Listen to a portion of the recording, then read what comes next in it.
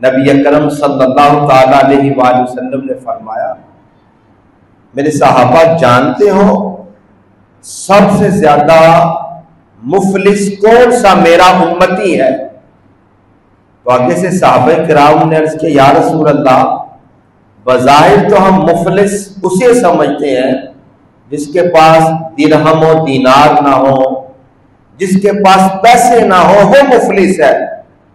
نبی پاک صلی اللہ تعالی علیہ وآلہ وسلم نے فرمایا، میری امت کا مفلس وہ آدمی ہے کہ جب وہ قیامت کے دن آئے گا اس کے پاس نیکیوں کے ڈھیر لگے ہوں گے، نمازیں، روزے، زکوٰۃ، حج، صدقات، بڑی نیکیاں ہوں گی، لیکن اس نے لوگوں کا دل بہت دکھایا ہوگا۔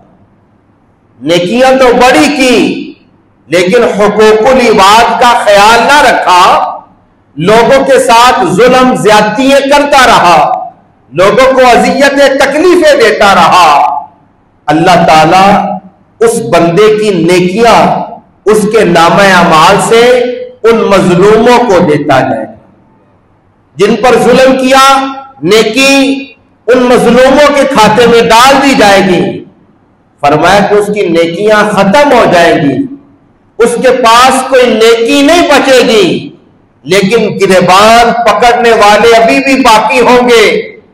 کوئی کہے گا تو نے میرا اتنا حق مارا، کوئی کہے گا تو نے میرے ساتھ کتنی زیادتی کی، کوئی کہے گا تو نے میرے ساتھ ایسا کیا۔ تو پیارے آقا نے فرمایا پھر ان مظلوموں کے گناہ اس بندے کے نامہ اعمال میں کھاتے میں ڈال دیے جائیں گے۔ میرے آقا نے فرمایا میری امت کا مفلس ترین انسان وہ ہوگا۔